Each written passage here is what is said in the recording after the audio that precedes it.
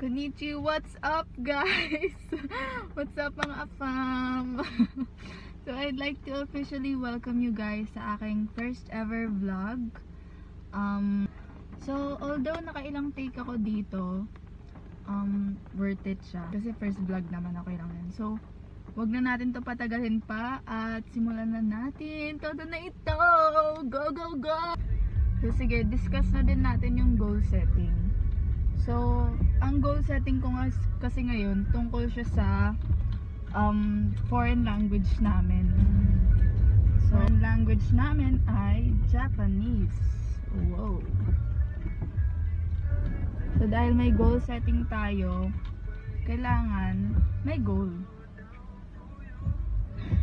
So, sasabihan ko na kayo ng main goal ko.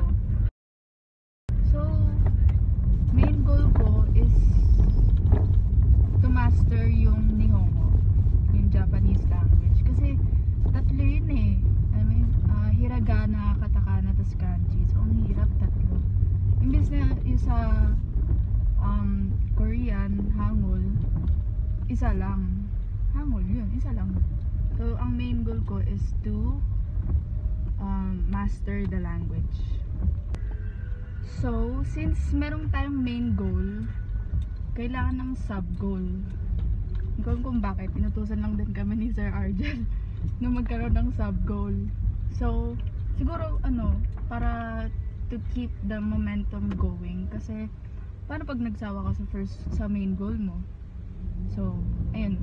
Ito. I-discuss ko na sub-goals ko. First sub-goal, to learn about the culture. More about the culture. Kasi syempre pag inaaral natin yung language, kailangan mag-dive tayo deep down pa sa culture para maintindihan talaga natin siya. So yun, gusto ko lang din maaral yung culture niya, ma-appreciate yun. So second is, gusto kong pumunta ng Japan. Kasi ang daming magagandang lugar, gamit na meron dun sa Japan. Kasi wala, gusto ko lang pumunta ng Japan. So yun yung isa ko pang sub-goal number 2 ko. Number 3, bago tayo mabangga, gusto kong makapag-work sa Japan, hopefully. Kahit part-time, okay lang. So yun yung tatlo kong sub-goals. So next is ilalapag ko dyan sa screen mamaya yung timetable.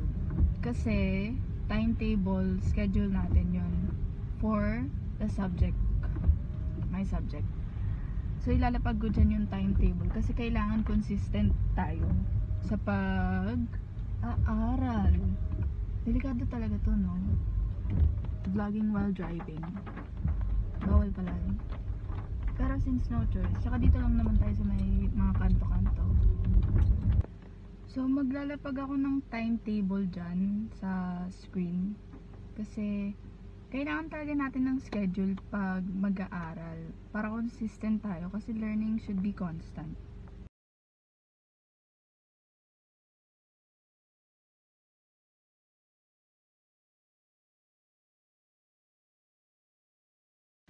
So, goals. Like I said, yung main goal ko kasi, ma-perfect yung language. Although, parang mahirap. Ayun, mahirap i-perfect yun. Pero yun yung goal ko, ma-perfect yung language. Yun lang. So, yun, ang strength ko is, very persistent ako. So, if I have a goal, I'll goal it. Weakness. Wala na akong boses. So, weakness, hindi ako gaanong consistent. Although persistent akong tao, talagang gusto ko siyang matutunan. Nakakatamad kasi at times. So, yun. Ito na yung buong vlog ko. Sana hindi siya ganun kagulo. Sana informative.